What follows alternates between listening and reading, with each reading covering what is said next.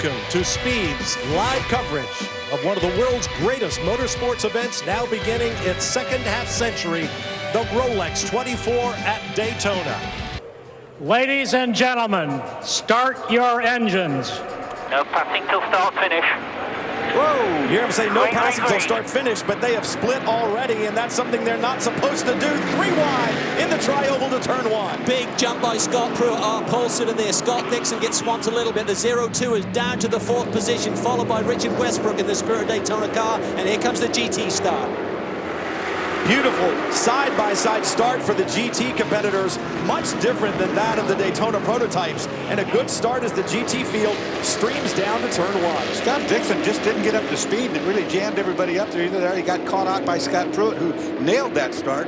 Well, guys, what happened right there is the tie rod is broken on that left front suspension. It's the upper link right here. In fact, now the driver's going to go, the mechanic's going to show you. It's broken to the inside, and they're going to have to repair that Heim joint. He must have tapped something with that wheel, and it's definitely broken to the inside. Look at this. That Taylor is really showing his nose, and this is his first laps in the car. Remember, Pruitt's up to speed. Pruitt's warm. He's been in the car since the start.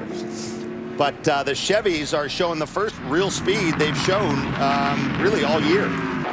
There's the 44, defending champions in GT from the Rolex 24 last year. See if we can see what happened. Yeah, he never, certainly didn't get up to the wall. It does look like the right rear's down there. A long spin. Here's David Donahue.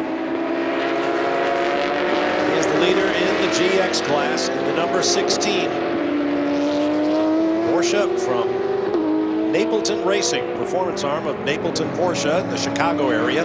There's the number 63, still shown as the leader in the GT class and 14th overall in the hands of Olivier Beretta. But a lap ago, he had an interesting excursion through the chicane on the backstretch. You see the kind of lap time he's running. His last lap was within 7/10 of his fast lap of the race. And look at this, unforced error, in too hot, straight lines it.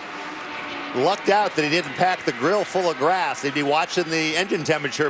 There's the second place car in class, the Stevenson Camaro, in the hands of young John Edwards. There you can see Alan trying to push him up a little bit.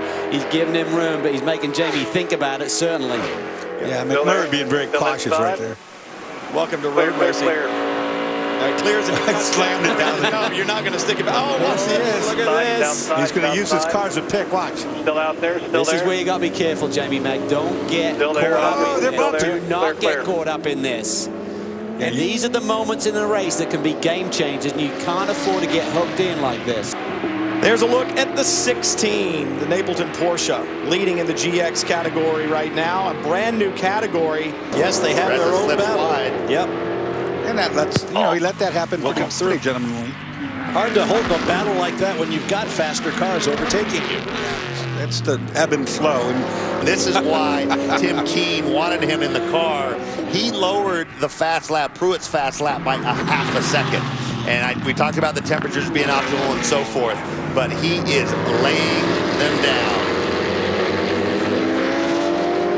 Let's try another look at the 43 going around and see if we can figure out what happened. it's a little deceptive because the camera's moving right here. Yeah. See if he gets back over to the right-hand side of the road. Turns into turn 6. He just never makes the corner. No, he just carries a lot of speed and just rides wide all the way through. Haven't seen any fluid down other than his, so after the crash. The flag stand goes green and we are racing. Watch the scramble down into turn 1. Ryan Dial leads Max Angelelli, Juan Pablo Montoya up to 3rd. John Fogerty, Mike Rockenfeller, and Gustavo Yakiman. Wow, that's pretty wild. Looked like the 0-2 didn't get a great restart again. I wonder if that rev limiter thing is still kicking in. Remember, Dixon had a problem at the initial start, so boys still have some work to do to figure that one out, maybe. Now let's check the restart for a collision between Pedro Lamy and...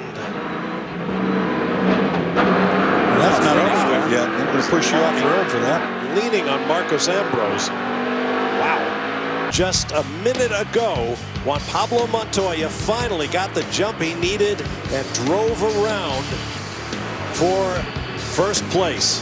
Well, he got a little bit of an extra draft off that GT car, and then Ryan Dial sees the traffic up ahead. Didn't want to fight it too hard. Probably the safer bet at this stage of the game. And this car, the leader, the 44 car, Andy Lally behind the wheel. They are the reigning champions, and I'll tell you what, this car's been rock solid. We talked about the only damage to the car is the front spoiler. Looks like they've been banging off with the curbs a little bit. Thanks for joining us for day one here at the Rolex 24. Tomorrow we'll pick you up at 9 a.m. Eastern and take you all the way to the finish and beyond.